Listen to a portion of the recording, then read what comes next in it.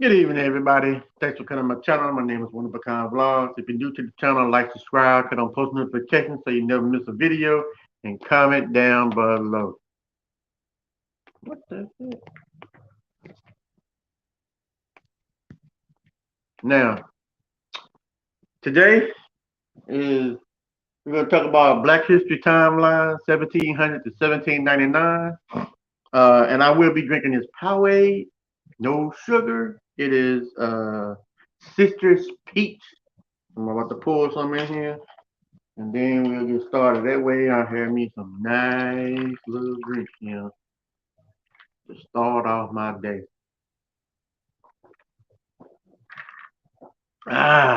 What's happening? This is TV. This is ZZTV. What's going on? How you doing today?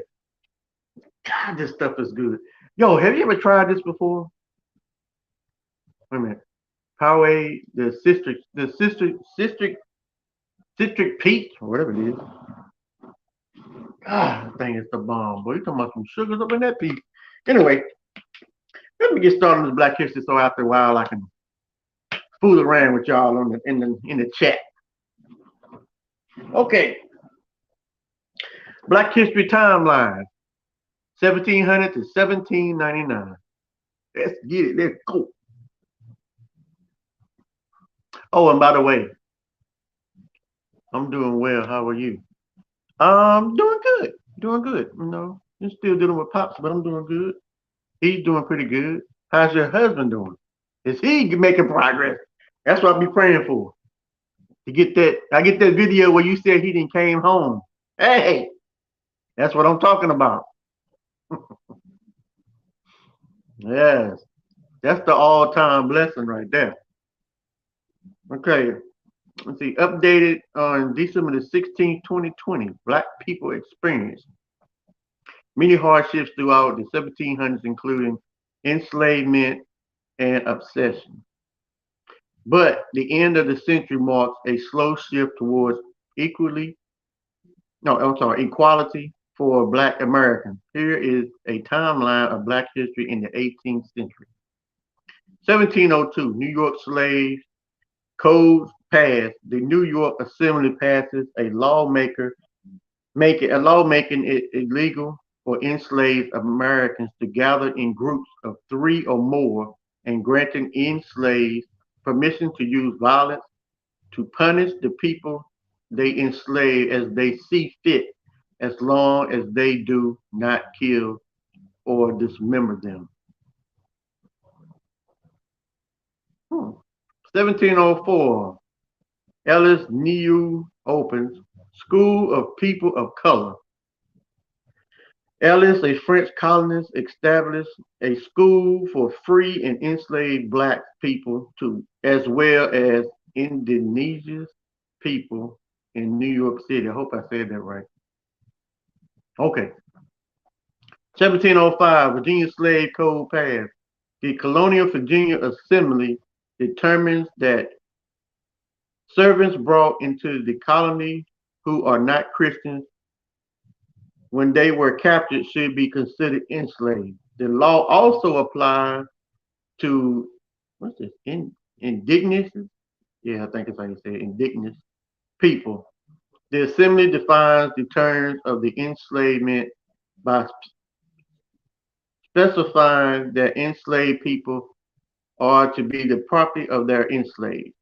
This code also prohibited interracial marriage. Man, who knew that? They're killing me. They're killing me. Okay. 1705. Virginia Slave Code passed. The Colonial Virginia Assembly determines that indentured servants brought into the colony who are not Christians when they were captured should be considered enslaved. The law also applies to indigenous people. The assembly defines the terms of the enslavement by specifying that enslaved people are the property of their enslaved. The code also prohibited interracial marriage. I feel like I just read that. Well, hated it. 1711, New York opens market for trading enslaved people. A public market trafficking enslaved people opens in New York City near Wall Street on June 27. 1712, New York City revolt of enslaved people.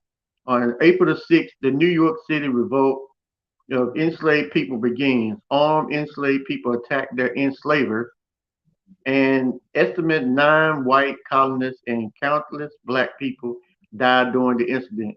For their role of the uprising, an estimate 21 enslaved black people are hung and 6 died of suicide. Dang, Lord, that's ridiculous. New York City slave code began stricter. New York City established a law preventing former enslaved black people from owning land. This act also requires enslaved to pay the state when they want to emancipate the people they enslave. Oh, oh, man, they terrible. What's that saying? Jesse McCormick? What? Jesse?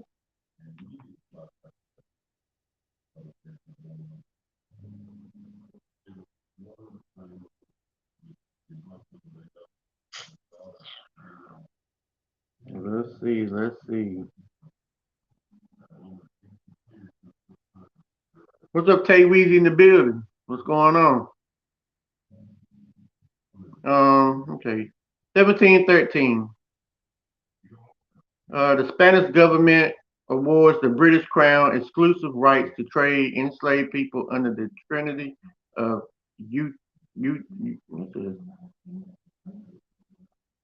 Utrecht. Hmm. This agreement referred to as the Estado de Negros.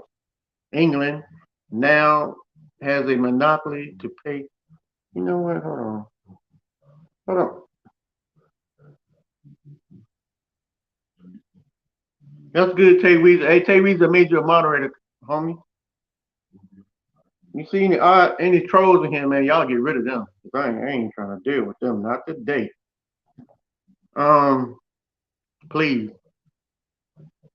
England now has a monopoly on transporting captured African people to Spanish colonies in the Americas for enslavement. 1717, French British enslaved people of Louisiana. French colonists bring an estimated 2,000 enslaved Americans to present day Louisiana. Yeah, I got you. I got you. Go back down the timeline. Easy. This is Easy TV. I don't know who that is. Tay Weezy up in the Jesus. Yeah, I got you, man. I appreciate that, man. I appreciate y'all. 17, 1718, French began trading enslaved people. The French established the city of New Orleans and began trading enslaved people. Many enslaved people imported from overseas contract illness and diseases and died shortly after of being arriving in Louisiana. New England is New Orleans is not considered to be a desirable trade point due to Louisiana geographic location in inland. You know what? I might have to try something else. This, let's see. It's too much for me. Enslaving. I can talk about enslaving all day long, but I don't think I want to go there. I don't want to go there. Let's see what else I can find right quick. Right here. What I can find right here. I go but right here. Let me see right here. Let's see what this is. Let's see. Black History Informed each month. Black History Timeline. I might try this one out. This one might be a good one. Uh, This is from history, so this ought to be a good one. The History Channel. Yeah, let's see about this one right here. Now, hold on. Yeah, let's try this one. In August of 1619, a journal entry recorded that 20 and odd Angolians kidnapped by the Portuguese arrived in the British colony of Virginia and then were bought by England. Man, come on, dude. No, I don't want to sign in. Thank you. The date and the story of the enslaved Africans have become symbolic of slavery roots, despite captive and free Americans likely being present in the Americans in the 1400s and as early as 1526 in the region that would become the United States. The fate of enslaved people in the United States would divide the nation during the Civil War. After the war, the racist legacy of slavery would persist, spurring moments of resistance, including the Underground Railroad, the Montgomery bus boycott, the Selma of Montgomery March, and the Black Lives Matter movement.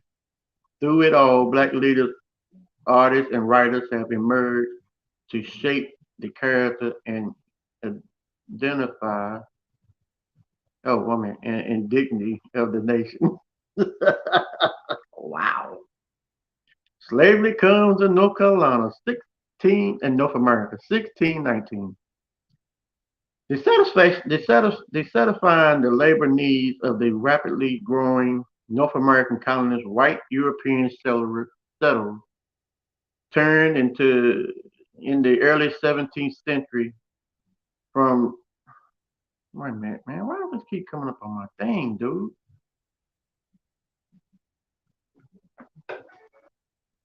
Yeah.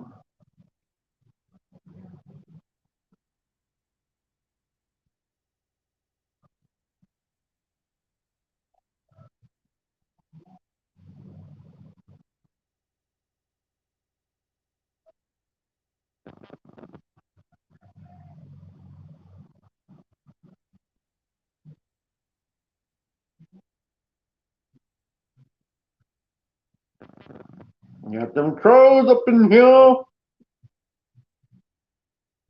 300 seconds. I don't want to time out. I want to remove this stuff. Let's see. Remove.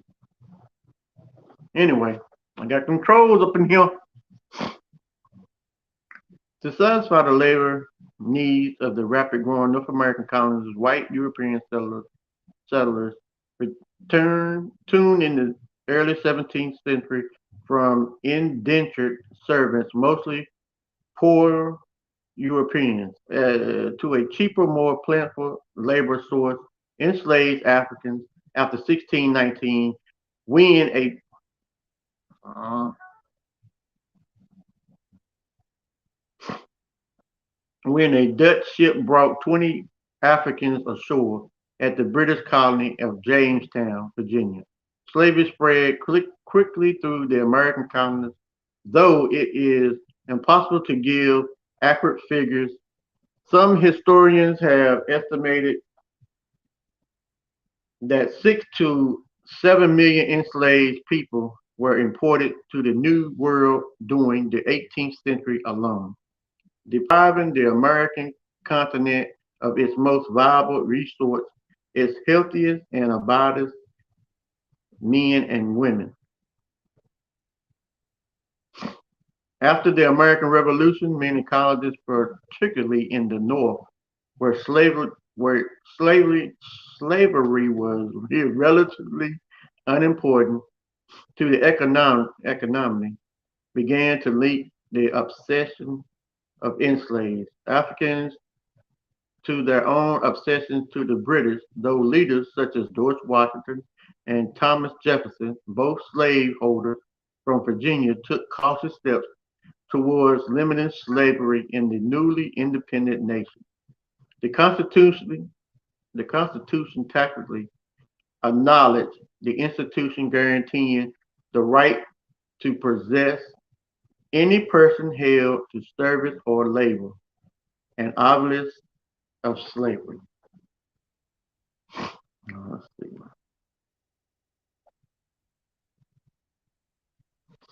Many northern states had abolished slavery by the end of the 18th century, but the institution was obviously vital to the South, where black people constituted a large minority of the population and the economically relied on the production of crops like tobacco and cotton. Congress outlawed the importation of new enslaved people in 1808, but the enslaved population in the U.S. nearly tripled over the next 50 years, and by 1860 it had reached nearly 4 million, with more than half living in the cotton producing states of the South. Good damn, boy, that's a lot of people, boy. Ooh-wee. In the years immediately following the Revolutionary War, the rural South, the region where slavery had taken the strongest hold in North America, faced an economic crisis. The soil used to grow tobacco when the leading cash crop was exhausted, while products such as rice and indigo failed to generate much profit as a result. The price of enslaved people was dropping, and the continued growth of slavery seemed in doubt. Around the time the mechanization or mechanization of spinning and weaving had revitalized the textile industry in England, and the demand for American cotton soon became insatiable. Production was limited, however, by the laborious process of removing the seeds from raw cotton fibers, which had to be completely by hand. In 1793, a young Yankee school teacher named Eli Whitney came up with a solution to the problem. The cotton gin, a simple mechanized device that efficiently removed the seeds, could be hand powered or, on a large scale, harnessed to a horse or powered by water. The cotton gin was widely copied, and within a few years, the South would transition from a dependence to a cultivation of tobacco and tobacco to that of cotton. As the growth of the cotton industry led to an increased demand of enslaved Africans, the prospect of slave rebellion, such as the one that triumphed in Haiti in 1791. Let's see. Drove slaveholders to make increased efforts to prevent a similar event from happening in the South. Also, in 1793, Congress passed the Fugitive Slave Act, which made it the federal crime to assist an enslaved person trying to escape, though it was difficult to enforce from state to state, especially with the growth of feeling in the North.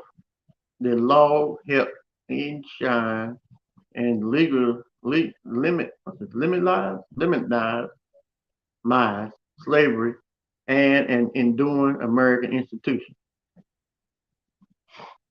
American institution. Ugh. Drink break. Ah, that's good. Okay, let's see here. Nat Turner Revolt, August 1831. Nat Turner struck fear into the hearts of white Southerners by leading the only effective slave rebellion in U.S. history. Born on the small plantation in Southampton County, Virginia, Turner inherited a passionate hatred of slavery from his African-born mother and came to see himself as anointed by God to lead his people out of bondage. In early 1831, Turner took a solar eclipse as a sign that the time of revolution was near. And on that night of August 21st, him and a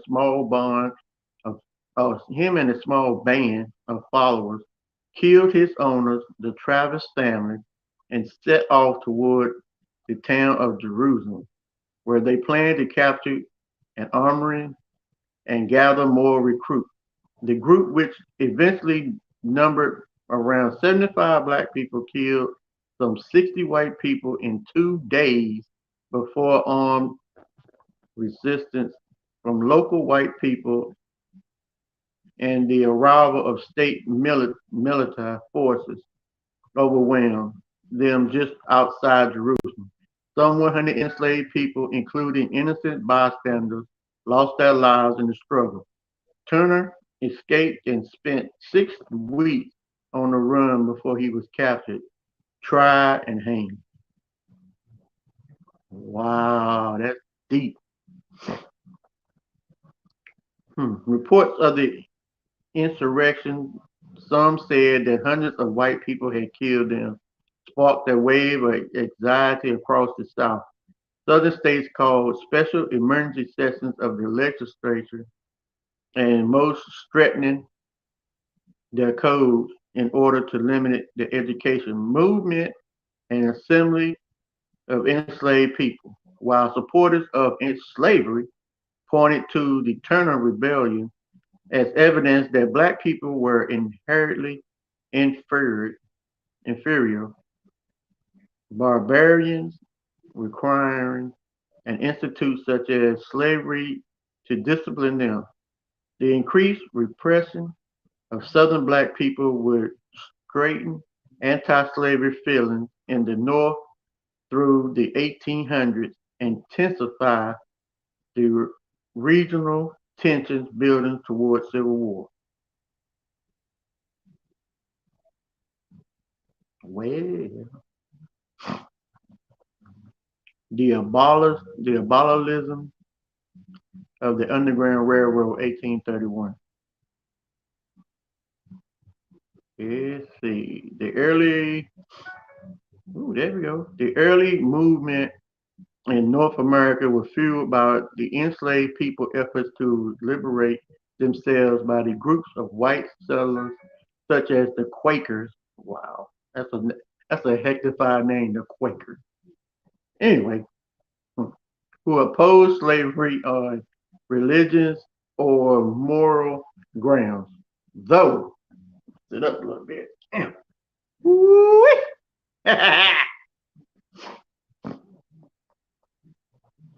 Let's see who in here. Okay.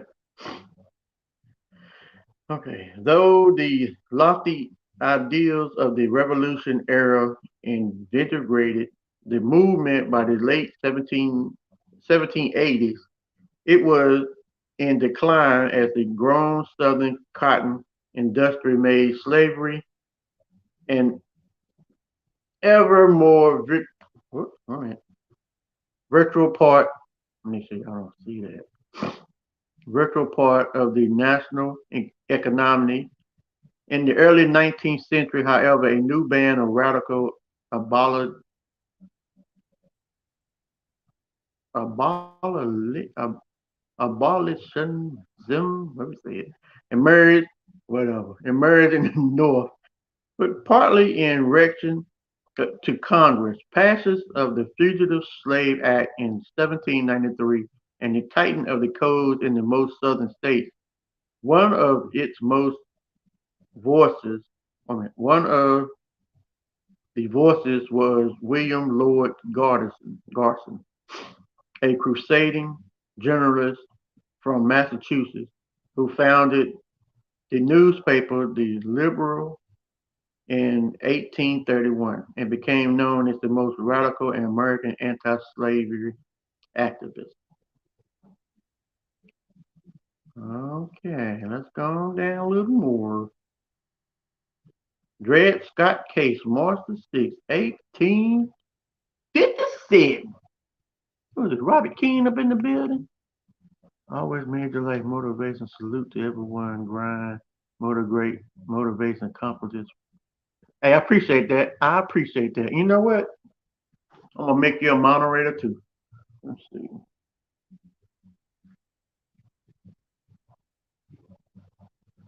You're a moderator, Robin King in the building. You a moderator.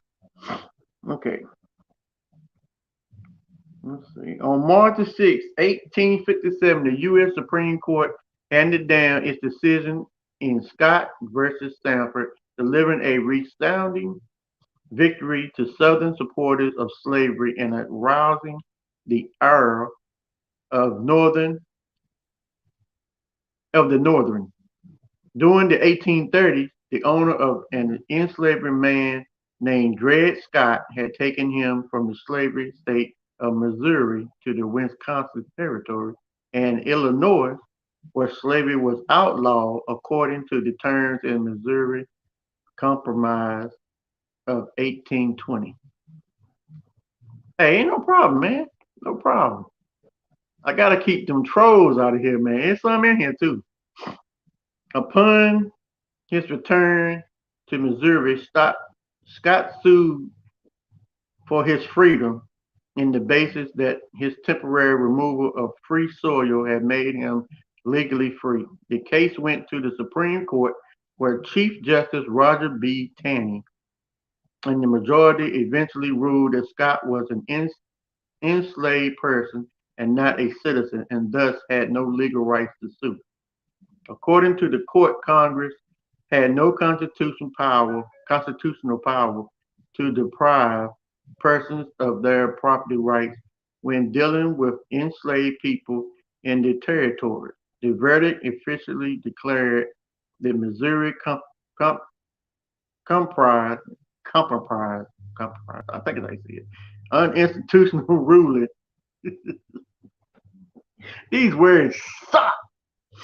I'm doing the best I can. Let me see where I was at.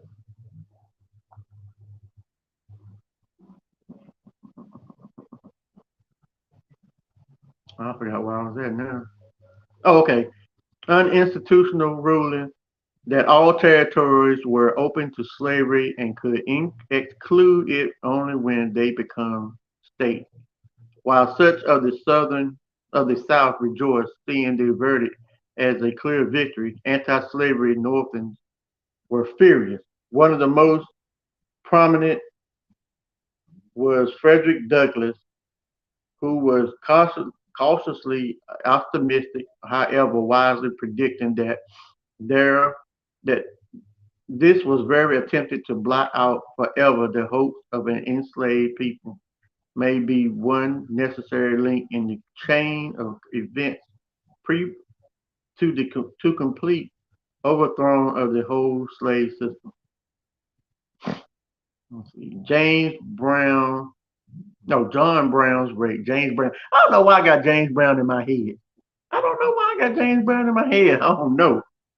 John Brown's raid, October 16, 1859. A native of Connecticut, John Brown struggled to support his large family and moved restlessly from state to state throughout his life, becoming a passionate opponent of slavery along the way.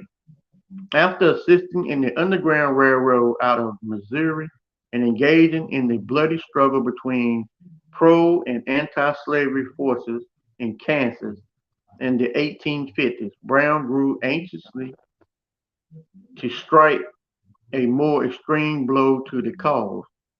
On the night of 1816, 1859, he led a small band of less than 50 men in a raid against the Federal arsenal at Harper's Ferry, Virginia. Their aim was to capture enough ammunition to lead a great operation against Virginia slaveholders. Brown's men, including several black people, captured and held the arsenal until federal and state governments sent troops and were able to overpower them. John Brown was hanged on December the 2nd, 1859.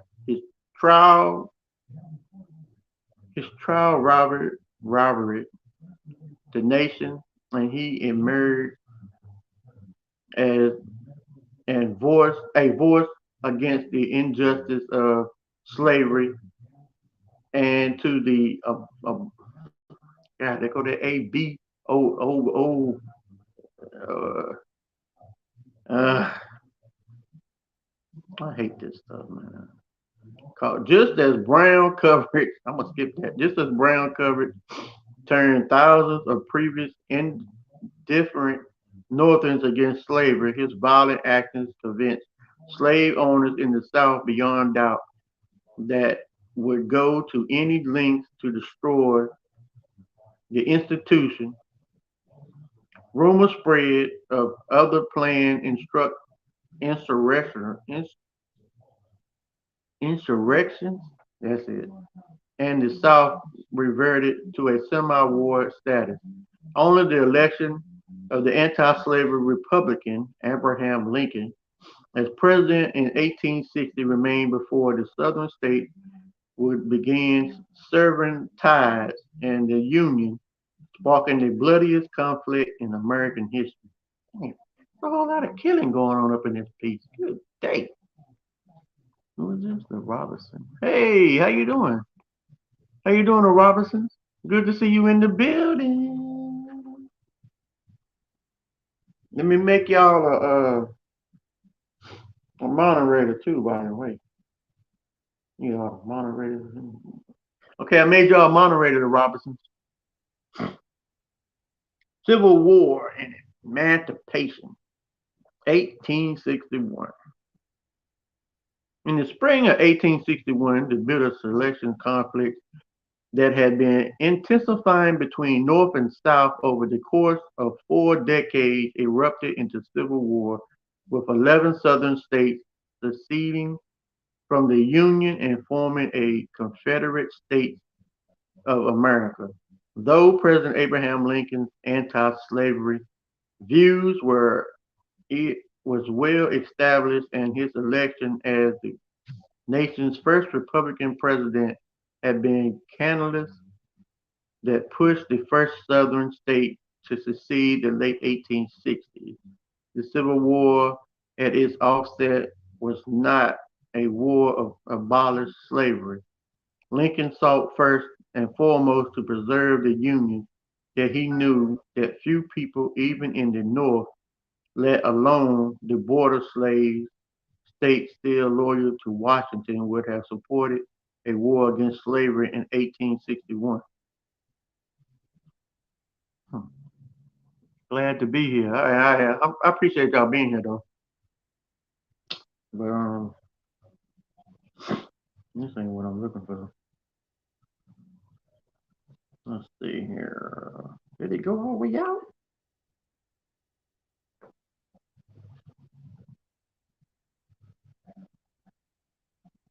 Did it go all the way out? Man, this is the problem I had yesterday. It kept going in and out. My sister won't.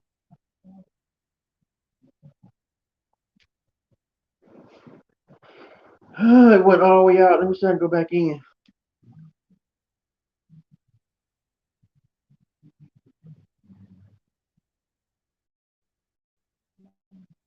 Let me see. Let me see. Let's see here. Let's go. Let's just do Black History Month. Black History Month.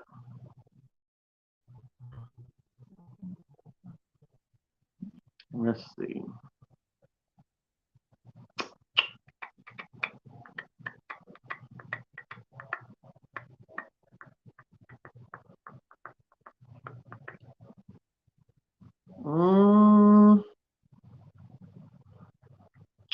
Can't see what can't find what I'm looking for. You know how you do Black History Black History Month, and you can't find what you're looking for. It's like yesterday I read a bunch of stuff from Black History, and I tried to go back on the same thing. I couldn't go back on the same thing.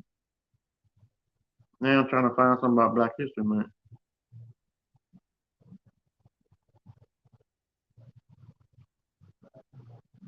I don't know what I can do. Let me see. What's her name? See, Vice President.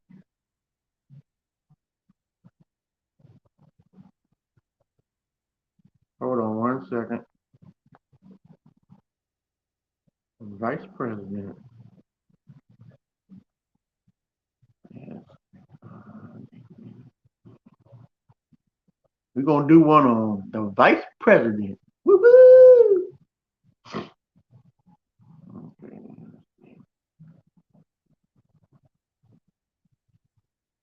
Gotta keep hope alive. Oh, that's interesting.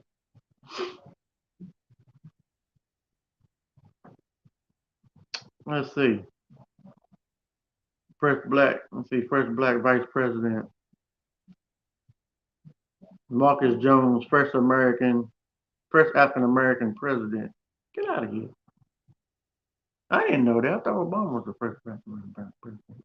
Oh, got me messed up. Dr. Marcus Jones, first African American president of NSU. Well, we can read that. During February, KSLA News 12 continues to highlight African Americans in the Tech who have made a significant contribution to the community. Dr. Marcus Jones is the first African American president of Northwestern State University in in November of 2021. He was named the 20th president of NSU.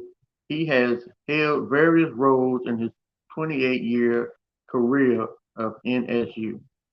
Dr. Jones has an extensive academic, business, and legal background, having served as executive vice president and chief operations officer of the University of Louisiana Systems for the past year, where he oversaw the areas of business, finance, inter, internal, external audit function, EEO, and IT for the system. He also has a law degree from Southern University Law Center.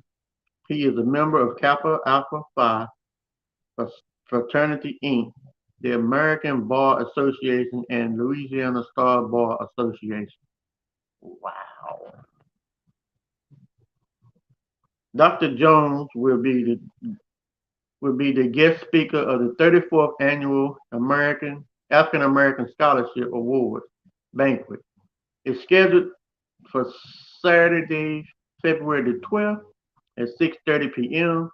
at Sunrise Baptist Church Life Center. And wow, really? Really?